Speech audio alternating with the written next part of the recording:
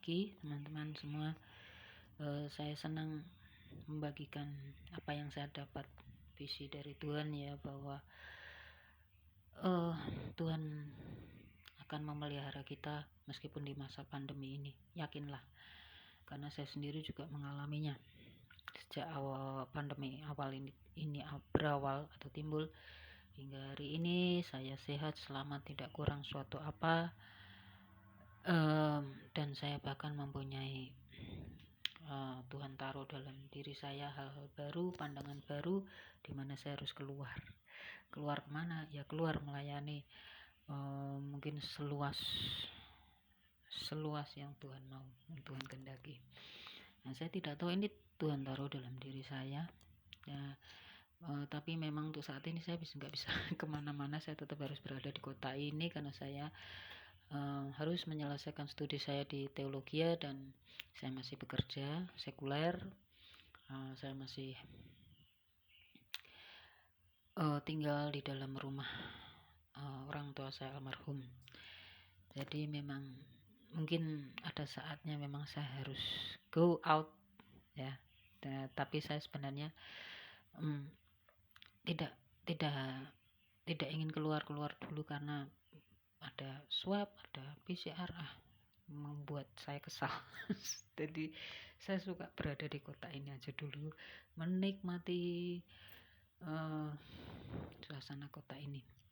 Saya nggak kemana-mana, dan ini adalah tempat untuk berdoa, gua doa. Saya senang sekali di sini. Seminggu sekali ketika saya libur akhir pekan, dari melepas penat dari setelah sehari-hari bekerja sekuler, inilah waktu saya untuk membuat vlog ya.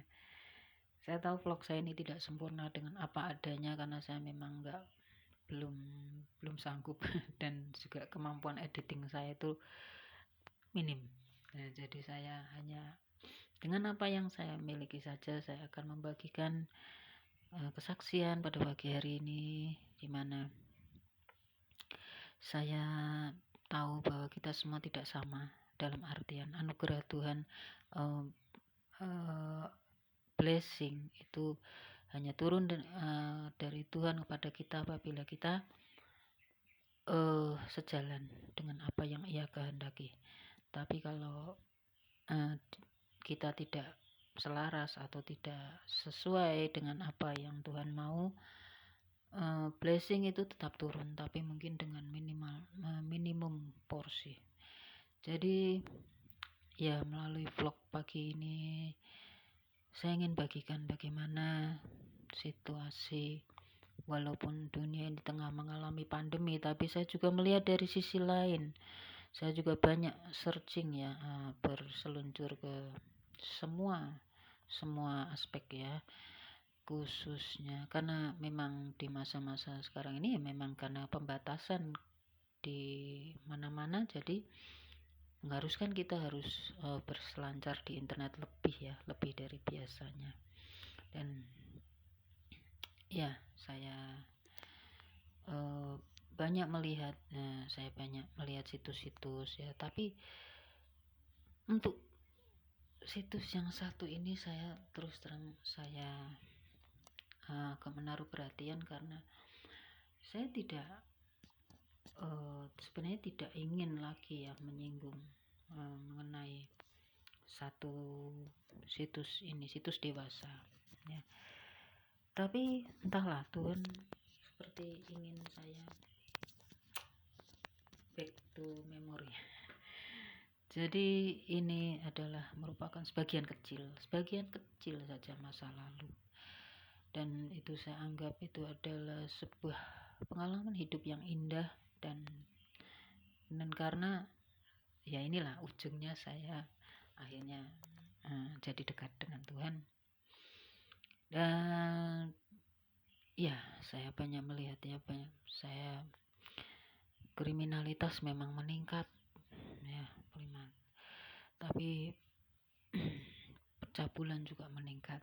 Nah, kriminalitas juga meningkat juga karena terjadi percabulan yang meningkat. Oke.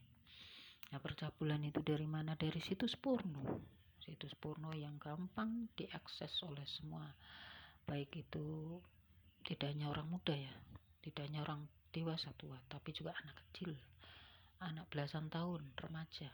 Nah itu sungguh mengkhawatirkan.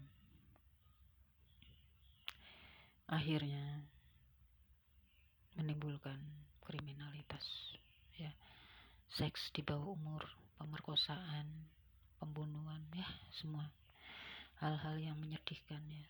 Kita lihat setiap hari di televisi ataupun di majalah internet, media majalah tapi di dunia internet. Dan saya nggak mau melihat kasus-kasus seperti itu karena timbul hal-hal yang bisa menjadi racun ya. Jadi saya lebih suka melihat dengan hal-hal yang indah secara rohani dalam tanda kutip, tapi juga tidak menutup kemungkinan saya melihat dunia luar bidang lain, yaitu khususnya LGBT.